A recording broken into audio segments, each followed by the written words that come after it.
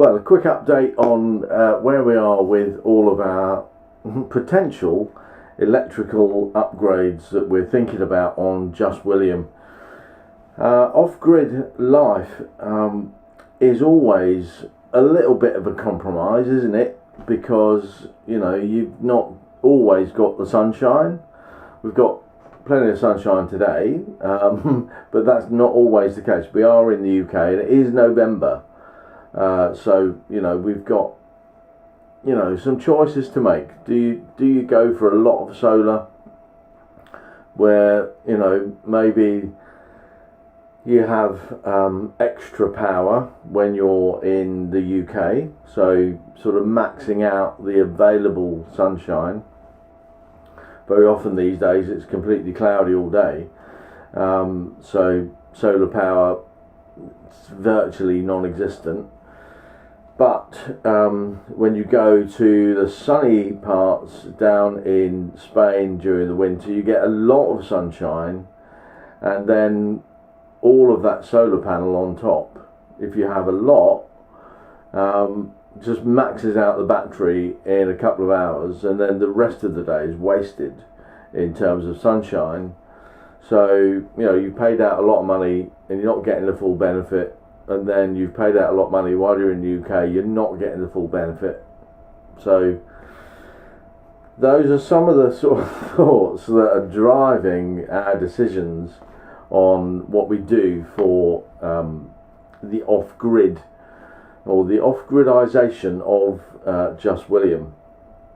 So one thing I do know is that the battery under the driver's seat is it's a little bit of a pain, but not that much, because we thought we could only upgrade to 230 amp hours with a seat base battery. We thought that's all it's going to fit, and on speaking to a couple of companies, Van Bits down in Devon, Somerset, and Sunstore Solar in Sussex, have both confirmed that we can fit a Fogstar 300 amp hour battery, lithium battery, under the seat. The 300 amp hour is not a seat base, it's an ordinary sort of type of battery, but it will go on its side. With lithium technology, you don't need to worry about which way up it is, as long as you can get the connectors on and secure it, you're all good. So we're looking at going for the 300 amp hour Fogstar battery under the seat base. Now that is that's 725 pounds, I think, which is cheaper than the 230 amp hour seat base. And I think it's cheaper because the seat base battery has to be sort of some special shape. They don't make so many. I think that's 795, something like that. So, you know, a saving to be made and more amp hours in the battery, so more power availability. So looking at that, we've decided to go with less solar rather than more, something close to 400 watts of solar on the roof. So we've got 100 watts on there at the moment, which keeps the current leisure batteries and the starter battery topped up when it's sunny, because it's one of those PWM split charge controllers that charges two batteries at the same time. Two 185 watt solar panels into a Victron MPPT controller, which will then feed the 300 amp hour battery. What about inverter? It's a really nice thing to have a 3 kVA inverter with the transfer switch, the changeover, so that it always feels like you're on hookup. And actually, over the last week or so, we've found that we aren't really too worried about feeling like that. When we managed really well. We've worked out that with the two power banks that we have, so we have the AllPowers, which is excellent, and the Bluetti, which are one or two issues with the Bluetti over time, but you know that I think that's more user error than the Bluetti itself. So with those two power banks and the current battery, I still don't know what size they are, we think we could last for 2 weeks off-grid before we would need to go and replenish the power and so on. Bear in mind, we've got a 100 watt solar panel on the roof, 200 watt portable solar panel to plug into the AllPower and the Bluetti, and our pinch, we've got the 100 watt solar panel from Sunstor Solar that we've had for like 6-7 years. So 2 weeks off grid we think we could go without an issue, and that is with because we need to run the fridge on gas. Really hungry fridge from a gas perspective. We think it's been cold, so we've had the heating on quite a bit. We think that it's costing us about £10 a week in LPG. That's the first week.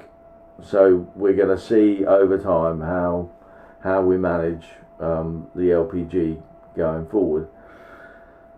I think that's because the fridge is on gas all the time, because we're not plugged into electric. When we are, we're currently on a campsite because we've just wanted to do some laundry and stuff and get the power banks charged back up, which is why we sort of came to that conclusion then, thought, we paid out that money, we didn't actually need to charge the power banks up.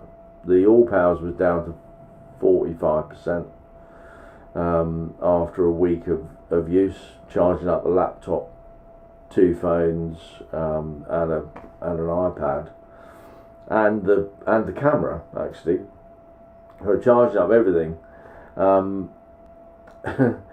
not charging much off of the house battery, which depletes really quickly because they're lead acid. They sort of really drop off very quickly. So we could have lasted longer, but we needed a few other bits and pieces just to feel comfortable. So that's what we're thinking about doing. Almost 400, so we'll have almost 500 watts of solar on the roof, 300 amp hours of battery. Do we need an inverter? Well, we've actually got 2 inverters, the AllPower and the Bluetti. The AllPower will output, I think, 1800 watts, so it won't run our 2 kilowatt kettle, but the Bluetti would run our 2 kilowatt kettle if we needed it to, and it would run the induction hobs and the air fryer and all sorts of other stuff. Now, how do you get the power banks charged up? And this is a discussion I was having with Sunstor Solar yesterday, who, by the way, are excellent in their approach. It's like, well, look, so their approach is, let's do this and this and allow space for you to expand, which is really excellent. That's exactly where I wanted to go with all this. And I was talking to them about installing a DC charger, the Victron Orion XS. So that's included in our plan, along with the battery. And I said, look, can we also use that maybe we can put some sort of connection coming out of there that will charge up the other power banks as well. And it was like, no, that's not the way to do it. You know, my simplistic thinking is that unplug the house battery and plug in the Bluetti or the AllPowers. But he said, well, look, what you really should do is have a lead coming off the battery that would plug into the AllPower and the Bluetti.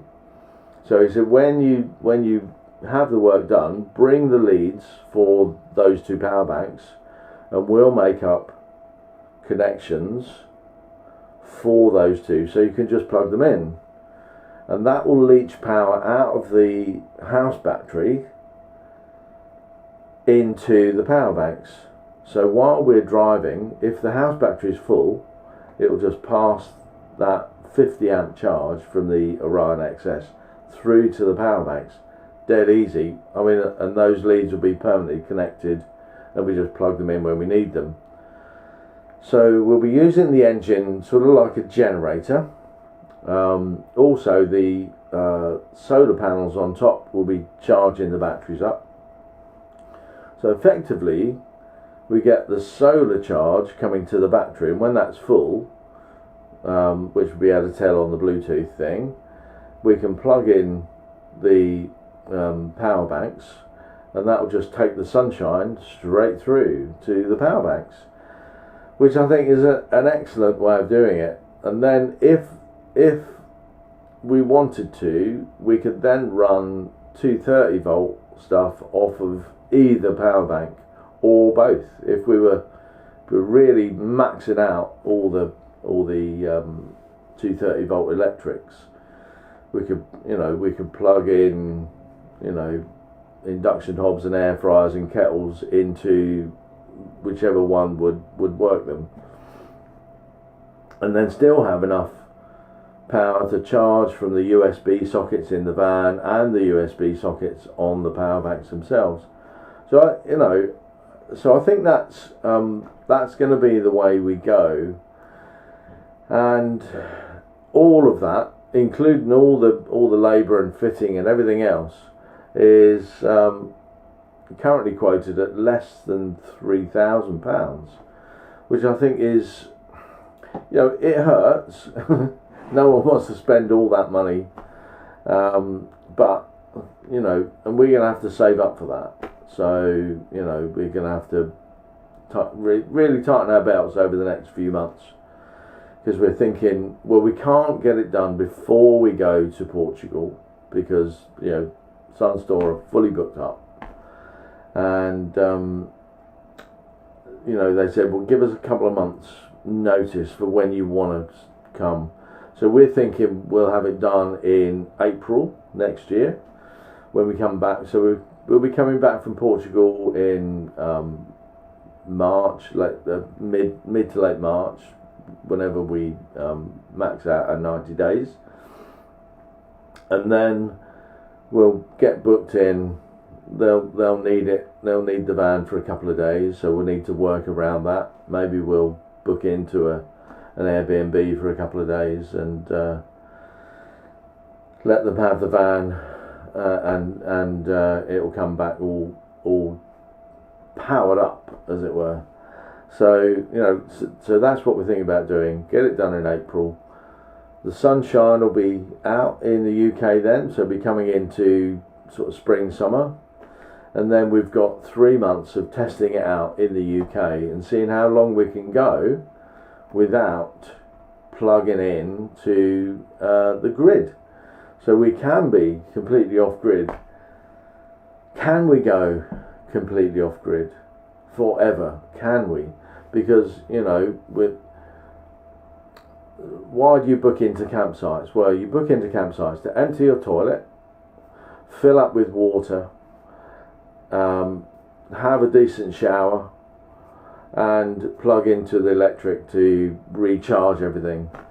So if we can get those 4 things sorted, the electricity, I think we can sort of go off grid with, and The showers, we can definitely shower in this van. It's very, very usable. Water, I think we can manage. I think there are lots of places where you can fill up with water. We normally use campsites to fill up because they're, you know, it's a known thing, it's reliable. And we use campsites to empty the toilet cassette. It may be that we have to get an extra toilet cassette, and then find places to empty, and so on and so on. You know, I think the toilet thing is the most difficult, and that's, you know, that's going to be one of those things we're just going to have to work out and deal with. But that's for us to find out, isn't it? And hopefully we'll get that sorted. Maybe, you know, our budgeting does include booking into a campsite once a week, at about an average of £20. So our budget includes £20 a week for campsite fees, where we can empty the toilet, fill up with water, have showers, do washing, you know, and have that done. Where laundry is concerned, the prices of on-site laundries seem to be just creeping up. You know, it's no longer cheap enough to use on-site laundries, because, you know, they start just to charge and make an extra profit out of those. Well, it should be a service, like you know, cover its own cost and a bit just for maintenance. So we're going to start to use Revolution laundries a bit more and find out where all they are. Search for sites. The app on the phone has list of those, so you can search for laundries, and they come up with Revolution laundries and high street laundries. So the future's looking pretty good. You know, we really really enjoying where we are, and you know, the space and quality of Just William is well, can I say it's a game changer? To use that cliche, yeah, I think I am. It's a game changer. It really is. It's brilliant to have all this space, and to be able to enjoy it. So that's an update on the electrics. Going off grid with Just William is a seriously real possibility, and I think we could go off grid forever. I'm going to see you again next time. Thanks for watching. Take care. Bye.